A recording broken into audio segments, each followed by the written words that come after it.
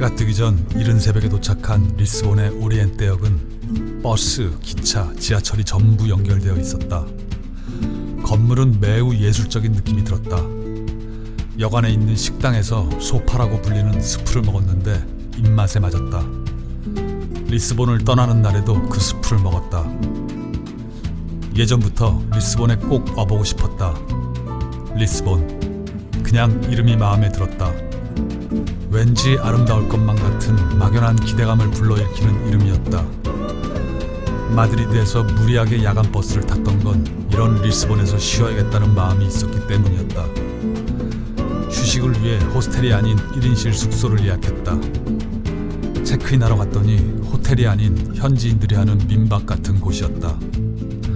공간도 사람도 나쁘지 않아 보였는데 결국엔 주인과 마찰이 있었고 체크아웃하는 날 욕을 해주고 나왔다.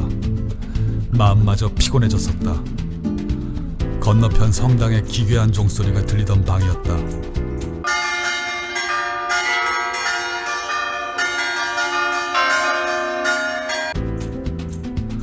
리스본 하면 노란색 트램이 제일 먼저 떠오른다.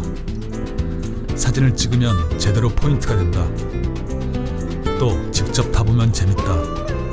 놀이공원에 온 것 같은 기분이 든다. 어떤 구간은 사람이 많아서 타기 힘들 정도로 관광객에게 인기가 엄청 많다. 그런데 만약 내가 리스본에서 차량 렌트를 한다면 이 구시가지로는 들어오지 않을 것 같다. 너무 복잡하다. 이 중심가는 뭔가 좀 찌들어 있다는 느낌을 지울 수가 없었다.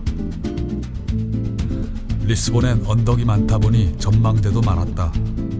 저녁 무렵 한 전망대에 올라갔다. 보이는 건물들이 아기자기했다. 5월의 유럽은 해가 참 길었다. 저녁 7시 반인데도 전혀 해가 질 기미가 보이지 않았다. 어떤 밴드가 버스킹을 했다. 연주를 잘하든 못하든 아무 의미가 없었다. 어떤 순간엔 그냥 음악 소리 자체가 큰 감동이 된다. 그런 게 음악의 힘인 것 같다.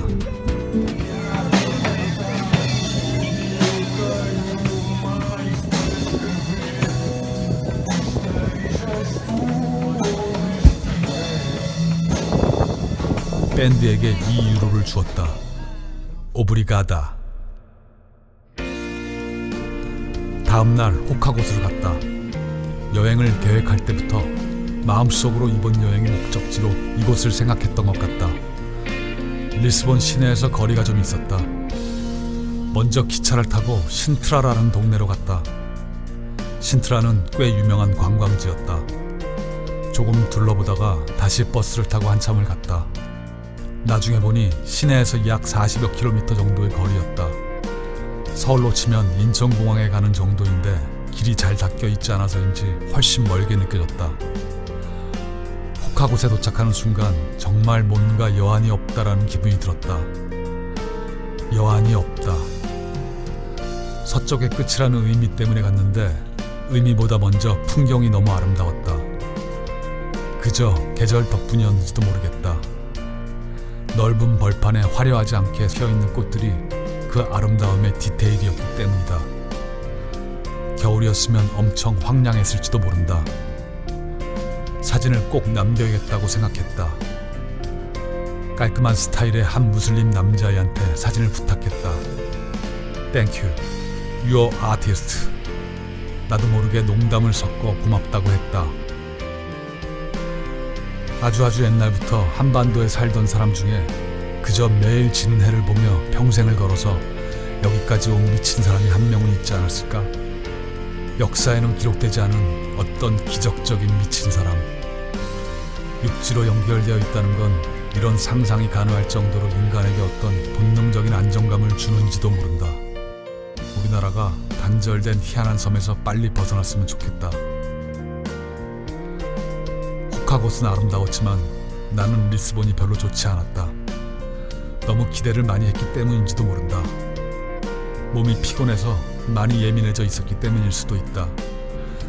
나는 겨우 3일 밤 4일 낮 동안 머물렀을 뿐이다. 그렇게 더 피곤해진 몸과 마음으로 계획보다 하루를 당겨